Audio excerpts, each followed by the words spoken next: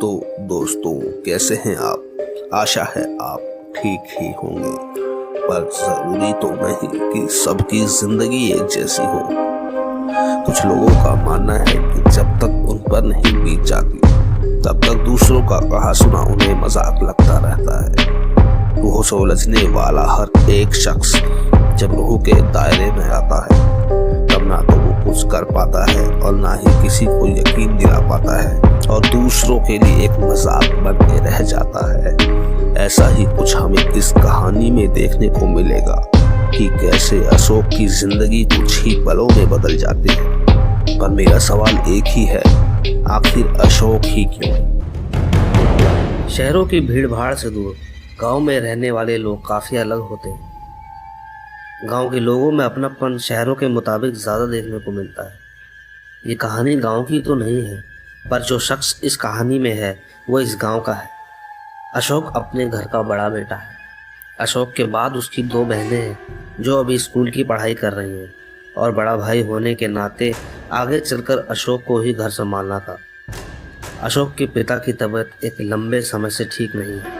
घर खर्च बढ़ रहा था, जिम्मेदारियां सर पर थी, और माँ भी कब तक काम करेगी। अशोक एक समझदार इंसान होने के साथ साथ पढ़ा लिखा भी था। घर की हालत देख अशोक ने फैसला किया शहर जाने का। अब आगे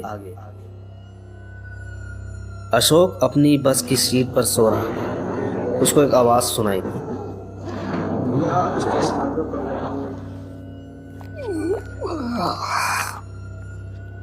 अशोक अंगड़ाई तोड़ता हुआ बस से उतरकर रिक्शा करके सीधा अपने चाचा के वहां चला गया। अशोक को कुछ ही दिनों में एक नौकरी भी मिल गई। अशोक को नौकरी उसके घर के पास ही मिली थी। लगभग आधा घंटा मुश्किल से लगता होगा शायद। अशोक दोपहर की शिफ्ट में था। अक्सर रात को देर से ही घर जाया करता था। अशोक काफ़ी खुश था। कम से कम अब वो अपने गांव पैसे तो भेज सकता था।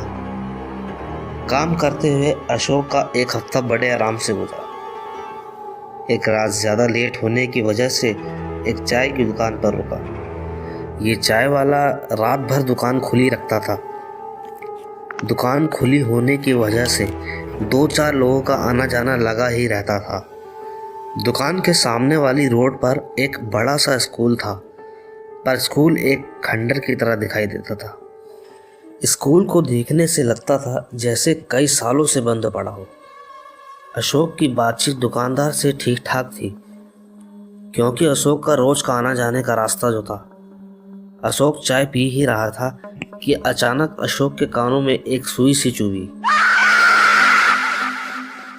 अशोक ने ध्यान उस आवाज़ की ओर किया तो समझ आया कि आवाज़ और कहीं से नहीं बल्कि स्कूल से आ रही थी। अशोक ने जब इधर उधर देखा तो पाया कि चाय वाला अपनी मस्ती में चाय बना रहा है। उसे देख ऐसा लगा मानो उसने कुछ सुना ही ना हो। अशोक बोला, आप आवाज़ नहीं सुने? चाय वाला बोला, अब रात को कौन आवाज़ सुनाई देगा साहब, हमने ना सुनी कोई आवाज़। लगता है आपके कान बज रहे हैं। अशोक को फिर से वही आवाज़ सुनाई दी तो वो इस बार हड़बड़ा कर बोला, अब सुनिए, देखिए आवाज़ लगातार आ रहा है। हमें उसका मदद करना चाहिए। लगता है कोई लड़की फंसी हुई। सामने खड़े चाय वाले ने इस बार थोड़ा कड़क आवाज में बोला, अरे साहब, आपका दिमाग ना ठीक नहीं है। रात ज्यादा हो गई है, थक गए होंगे, इसलिए कान बज रहे हैं आपके। जाइए घर जाइए आराम से। इस बार अशोक ने बिना कुछ सवाल किए सीधा जवाब दिया, चल के देखते हैं, आइए, अभी पता चल जाएगा। चाय वाला आखिर अशोक की बात मानकर और वहाँ 1-2 लोगों को और इकट्ठा करके स्कूल के अंदर जाने का फैसला कर ही लेते हैं। स्कूल के अंदर एकदम सन्नाटा था। अंधेरा होने की वजह से स्कूल काफ़ी डरावना सा लग रहा था। अशोक ने चेक करने के लिए एक दरवाज़ा खोला और अंदर जाकर देखा तो कोई नहीं दिखा सिवाय मकड़ी के जालों के। अशोक इधर उधर देख ही रहा था, उसको एक आवाज सुनाई दी।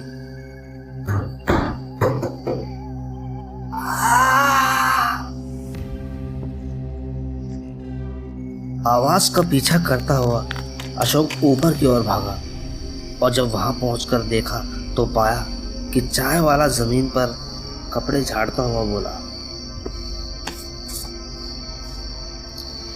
साहब हमने कहा था कौनो नहीं है यहाँ, देखिए पूरा मिट्टी मिट्टी हो गया है, खाम खा वक्त बर्बाद कर दिया।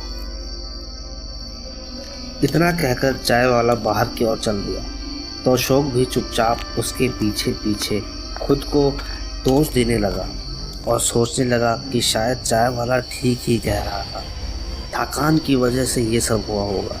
उस रात किसी को कोई नुकसान नहीं हुआ था और सब अपने अपने घर आराम से चले गए।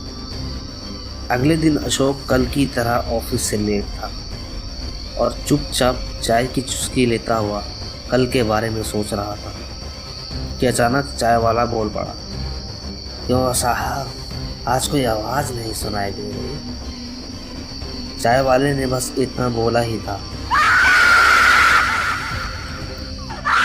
अशोक बस उठा और सीधा स्कूल की तरफ भागा। स्कूल का गेट पार करके जैसे ही अशोक अंदर घुसा तो 2 ही मिनट में उसके पैर पत्थर बने। उसने देखा कि स्कूल एकदम साफ सुथरा था, लाइट भी ठीक ठाक जल रही थी। दीवारों पर बढ़िया पेंट देखते हुए ऐसा लग रहा था मानो स्कूल इतने सालों से बंद ही ना हुआ हो। अशोक ये सोच ही रहा था कि अचानक अशोक को एक आवाज़ सुनाई दी। अशोक तेजी से भागकर ऊपर की ओर गया, आवाज़ का पीछा करते हुए। जब अशोक ने देखा कि सामने एक कमरा था, शायद उसी से आवाज़ आ रही है।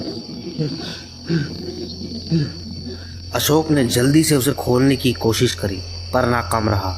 दरवाजे पर बने एक की होल से जब अशोक ने अंदर की तरफ देखा तो पाया अंदर एक आदमी और एक स्कूल की ड्रेस में खड़ी लड़की जो लगातार चिल्ला रही है। अशोक दरवाजे पर लगातार मारता रहा और बोलता रहा, भैया भैया लड़की को छोड़ दो, भैया लड़की को छोड़ दो, भैया हम कह रहे हैं ना लड़की को छोड़ दो। अशोक लगातार बोलता रहा, चिल्लाता रहा, पर उस आदमी ने एक ना सुनी। अशोक ने हिम्मत कर पूरी ताकत से दरवाजे को तोड़कर अंदर जा गिरा। अशोक अपने कपड़े झाड़ता हुआ खड़ा हुआ।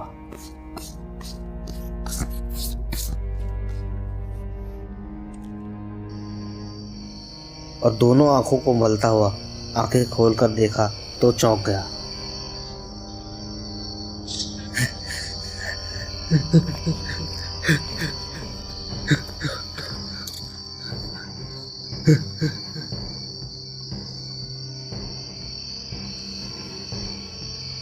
अब अशोक का गुस्सा डर में बदल रहा था। अशोक का माथा पसीने से भर रहा था। उस कमरे में बस एक आवाज़ जो कि अशोक के कानों में आ रही थी। यह आवाज़ अशोक के चेहरे से निकलती हुई पसीनों की बूंदों की थी।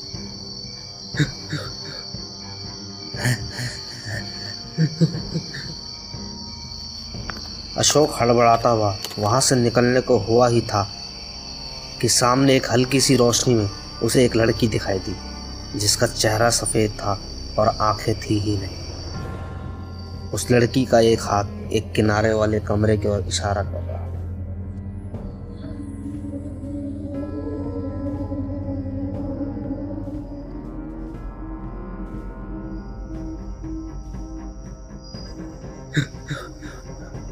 पर अशोक तो जैसे हिल ही नहीं पा रहा था। अशोक के आंसू निकल गए और वो लड़की के इशारे की ओर नहीं बल्कि दूसरी ओर जाने लगा।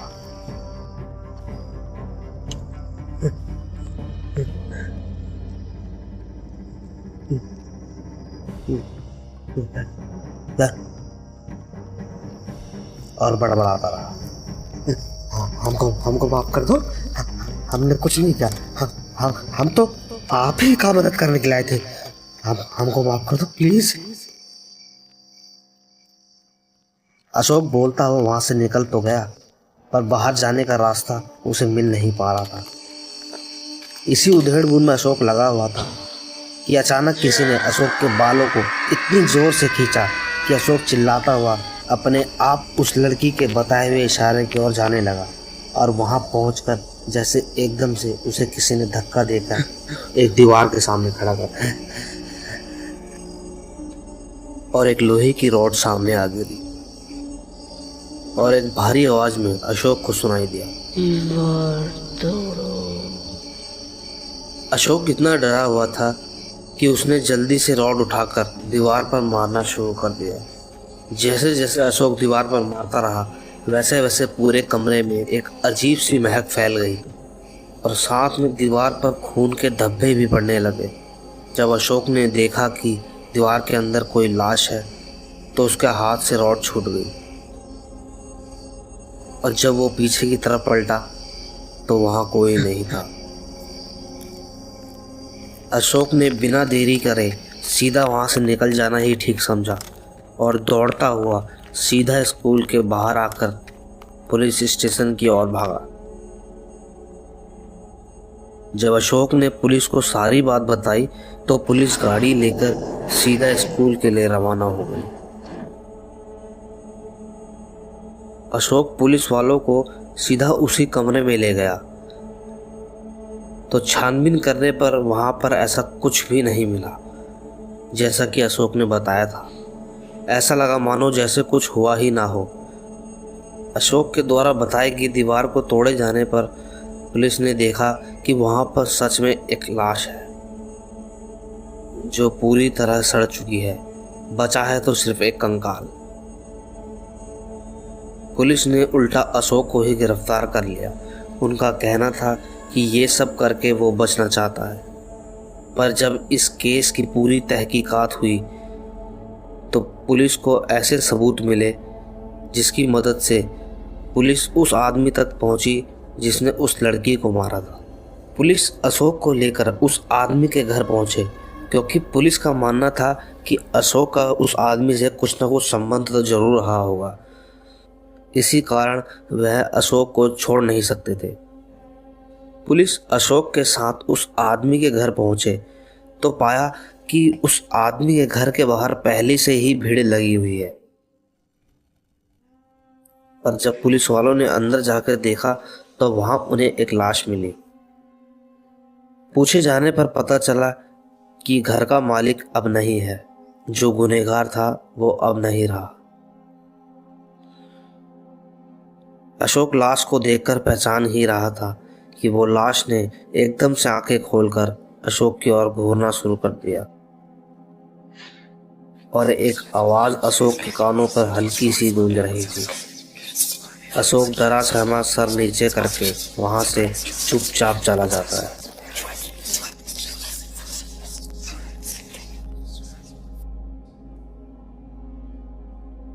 अभी अभी अशोक का एक रूह से सामना हुआ है।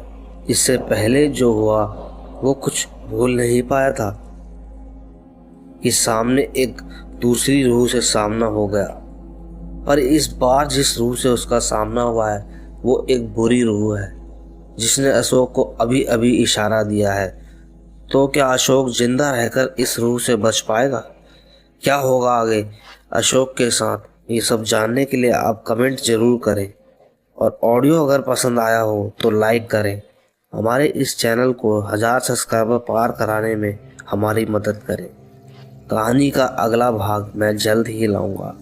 तब तक आप ये सोचिए आखिर अशोक ही क्यों।